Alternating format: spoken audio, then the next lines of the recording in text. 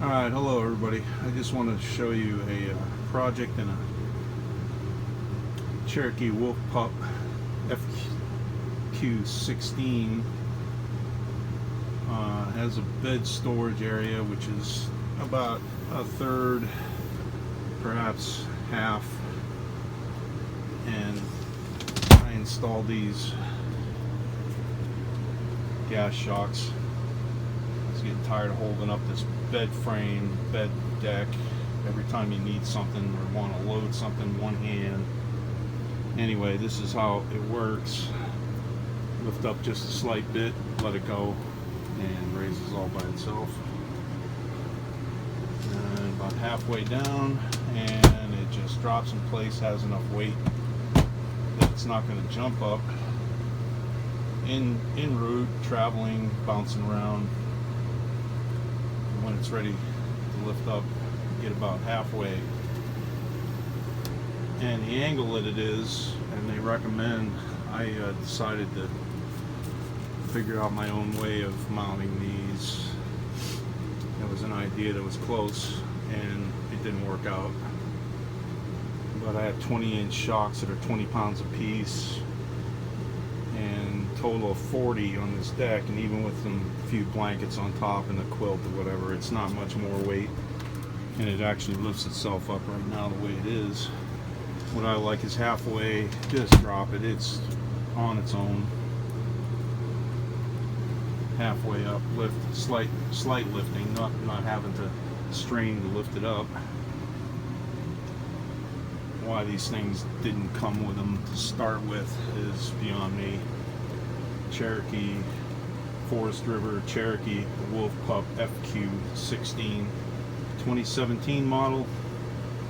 You probably don't have the shocks, my guess.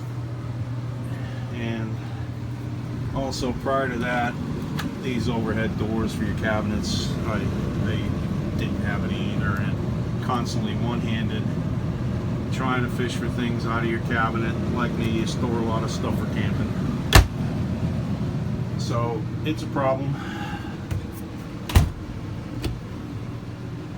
And they are only 8 pounds. It's maybe could be a little bit heavier shock, but my concern is once it's up, it holds it up. That's number one important thing. 2 hands to fish around for things you need, whatever it is. And these will actually lock when you drop them, so holding it up is good. I can walk under it, don't hit my head, close to the ceiling. There's the lock. Shocks let go because they're only 8 pounds. And again, older versions of the FQ have a pantry and some storage next to the stove. So this pantry here, no shelving, just a big huge box and a door. And storing things in here, whatever, pots, pans, like you can see, I have things that there was no shelf above, and everything was just in a pile. Trying to find something was absolutely a chore every time you need it in here. Now I actually have more space for more things. Sort of a bread box. There's a glorified bread box right in front of me when you're traveling.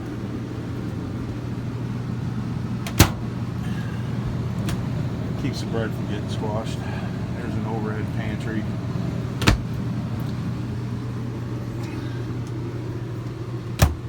Anyway, that's my project. Getting these gas shocks installed on these doors that really should have had them from day one. And storage, now I can put things in there, water, you name it, chairs. I have my outside storage, which has a very small door to get at things. I can literally reach some things from inside here. I don't have to worry about my headache on a camping weekend, holding this thing up, bashing my head. I'm sure you've all been there. Anyway, it makes this little FQ Wolf Pup a whole lot more livable, a whole lot more comfortable. I just hope all the people out there that have the newer versions have these installed. They should have done it. Shame on you, Forrest River, for about another, call it a limited package with all these extra goodies and these cabinets on either side. There's a bunch of things included in this package that some of the things are somewhat a good thing. I haven't got a complaint about the limited package. It comes with everything, but for another, I'd say 35-40 bucks and a little bit of work, I would have paid you extra for them. I would have paid 100 bucks to have these things installed at the factory, and you know, tack it onto the amount you charge. I don't care. 100 bucks when you're spending 15 grand or whatever it is on one of these things, you might get it cheaper, but I think the retail can be anywhere from 15, 16,000 for this model, and now especially with the 2020s, and they usually sell for 12, anywhere from 11 to 12, 13, 14,000. So depending on where you are. I think for that kind of money, for this little box of a camper, two-person, and believe it or not, the dinette turns into a perfect dog bed for our two German Shepherds, one large 100-pounder and one 70-pounder, and they absolutely had no problem with the dog cover on this thing. And it was it's always a good camping trip to have the dogs along. Anyway, here we go, closing it up. Drops, slam shut on its own, which means it's going to not jump up in transport. It's got plenty.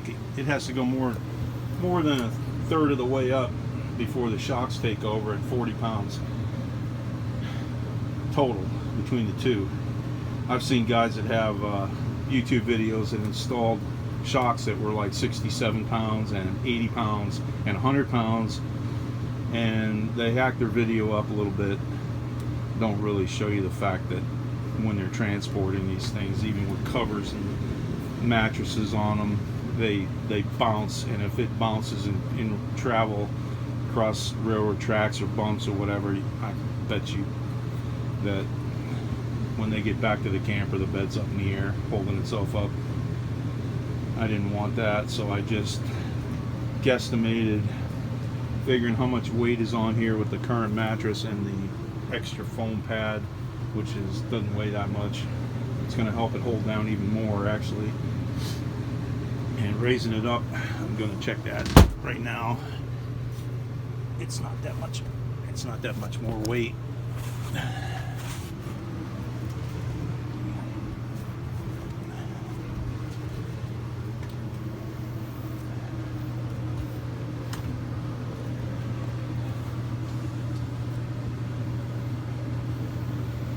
Yeah, it still raises it up, a little extra weight.